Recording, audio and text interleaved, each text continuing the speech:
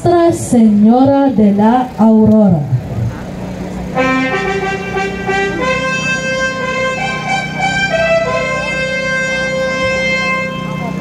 Ang mahal na Birhen ay nagalak nang nasilayan ng kanyang mga mata ang kanyang anak na muling nabuhay.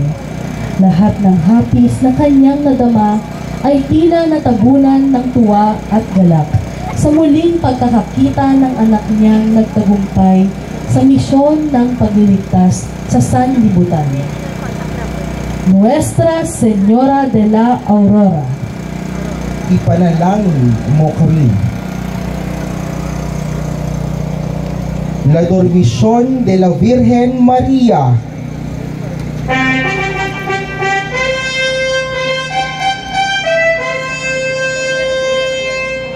Sa huling panahon ni Maria sa mundo, siya ay nabuhay sa malalim na pananalangin nang naramdaman ng mahal na Birhen na malapit na ang pagtatapos ng kanyang buhay sa mundo.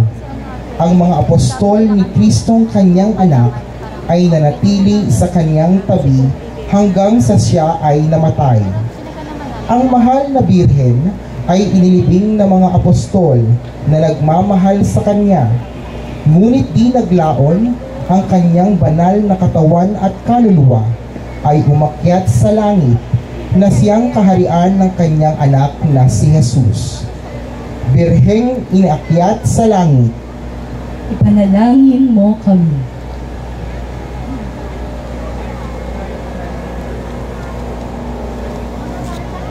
La Coronación de la Virgen María.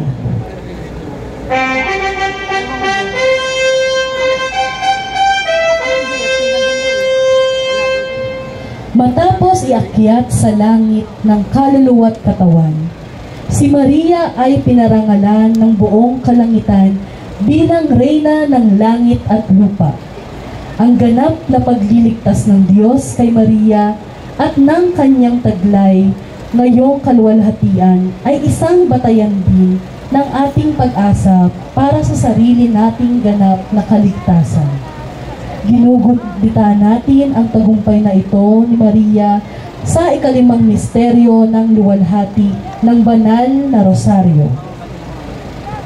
Maria, Reyna ng langit at lupa, ipanalangin mo kami. Ang susunod na hanay ng ating prosesyon ay ang mga taguri sa mahal na Birhen ayon sa litanya. Santa Maria,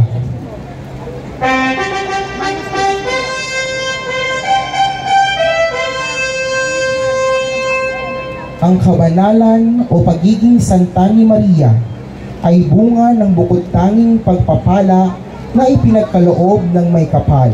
Mula pa nang siya ay ipinaglihing walang bahid ng kasalanan at matapos siya ay hinirang bilang ina ng Diyos. Ang walang alinlangang pagsunod sa kalooban ng Diyos sa kabila ng mga sakit na kanyang daranasin, ang buhay na puno ng pagmamahal at pagkalinga, ang patuloy na pananalig at pag-asa sa Panginoon sa kabila ng pagsubok at panganib, ang siyang nagpatotoo sa kabanalan ni Maria. Santa Maria, ipanalangin mo kami.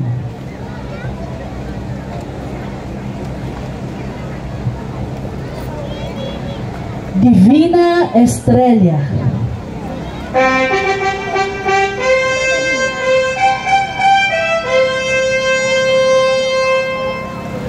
magmula pa noon, si Maria ay inihahalin tulad na sa isang tala o bituin, kagaya ng isang tala na nagsisilbing gabay sa mga mandaragat.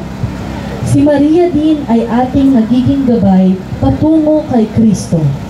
Nawa, kagaya ni Maria, ay magsilbi rin tayong gabay ng ating kapwa sa pagsunod sa mga turo at aral ng ating Panginoon. Maria, talang gabay sa pagsunod kay Kristo, ipanalangin mo kami.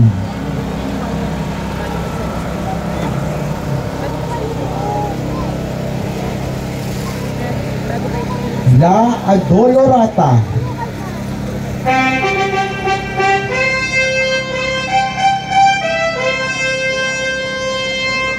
Si Maria ay inang kaibig-ibig. Kung paano niya minahal at inaruga ang batang si Jesus, ganoon din maaasahan ang kanyang walang humpay na pagkalinga sa atin. Birheng kaibig-ibig, ipanalangin mo kami.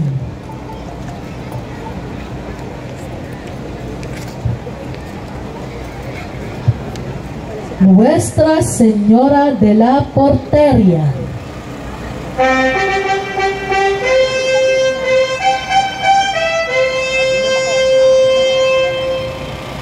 Si Maria ay tinaguriang pinto ng langit, sapagkat siya ay maghahatid sa atin kay Jesus na siyang susi para sa ating kaligtasan at ipagkakamit ng buhay na walang hanggan.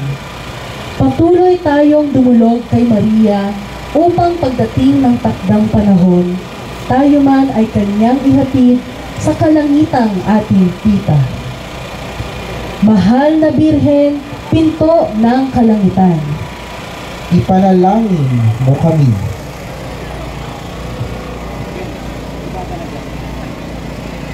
Rosa Mystica.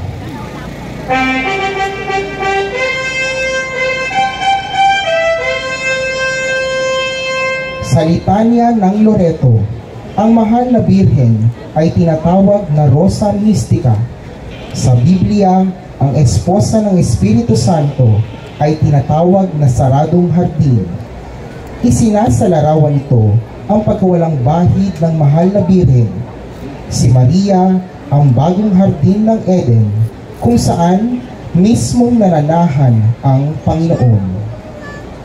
Rosa Mystica, ipanalangin mo kami.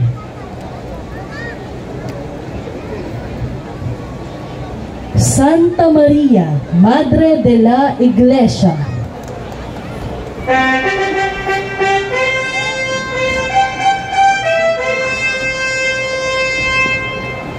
Ang taguring ito sa mahal na Birhen ay ginamit ni San Ambrosio ng Milan at Hugo Ranner. Si Maria bilang halimbawa ng simbahan na may pananampalataya, pag-ibig at buong pakikiisa kay Kristo. Ina ng simbahan, ipanalangin mo kami. Maria Auxiliadora de los Cristianos,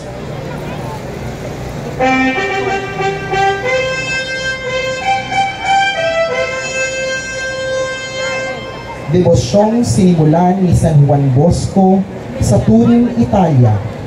Isa sa pinakaunang taguri sa mahal na Birhen ay mapag-ampon sa mga Kristiyano.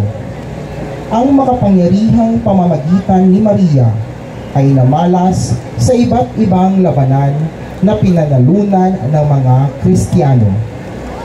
Inang mapag-ampon sa mga Kristiyano, ipanalangin mo kami.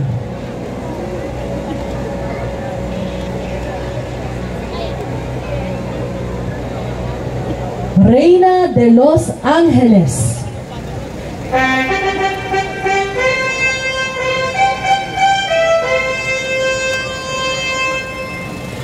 ang tagumpay ni Jesus ay tagumpay rin ni Maria at ng lahat ng kaisan niya sa pagsunod ng kalooban ng Diyos. Matapos iakyat sa langit ng kaluluwa't katawan, siya ay ipinarangalan bilang Reyna ng langit at lupa, kasama na ang mga anghel sa kaharian ng Diyos. Reyna ng mga anghel, ipanalangin mo kami. Kasama po ng Nuestra Señora de los Ángeles ang mga miyembro ng Antioch.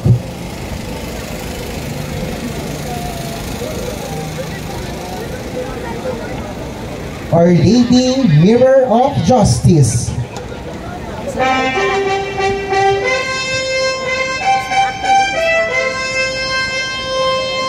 ang taguri sa mahal na Birhen bilang salamin ng hustisya, ay unang lumabas sa litanya noong taong 1551. Si Maria ay nagsilbing salamin ng hustisya dahil sa kanya natin nakikita kung paanong dapat tayo ay sumunod sa utos ng Panginoon na gumawa ng tama sa ating buhay at sa pakikipagkapwa. Maria, salamin ng hustisya, ipanalangin mo kami.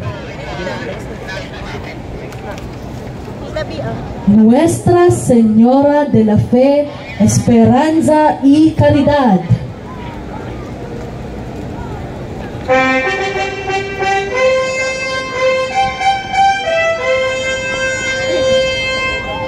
Tunay na si Maria ay huwaran sa pananampalataya, pag-asa at pag-ibig.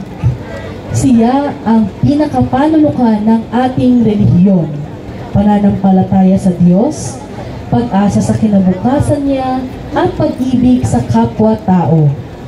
Ang hawak na mahal na birhen ay krus ng pananampalataya, ang angkla ng pag-asa at ang puso ng pag-ibig. Nuestra Señora de la Fe, Esperanza y Caridad. Ipanalangin mo kami. Nuestra Señora Virgen de los Reyes,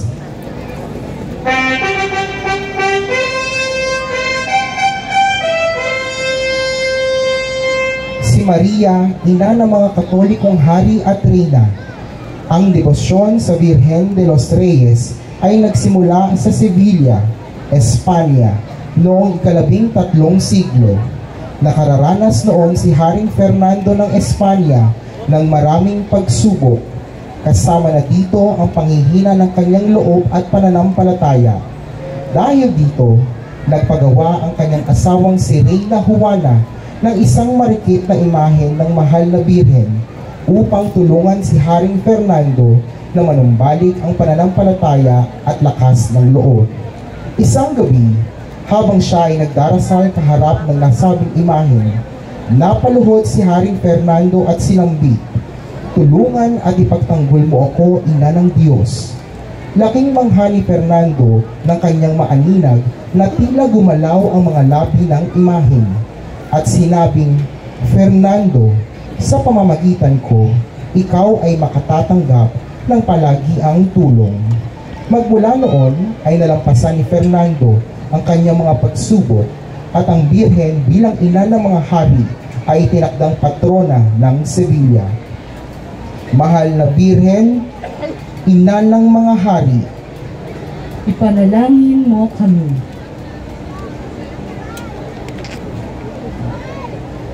Reina de los Santos y Mártires,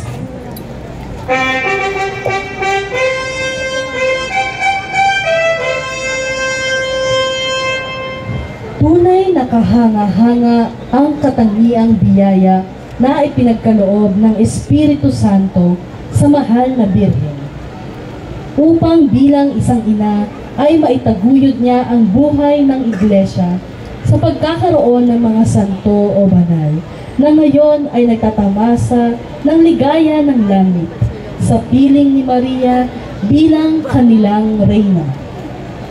Reyna ng mga banal at mga martir, ipanalangin mo kami.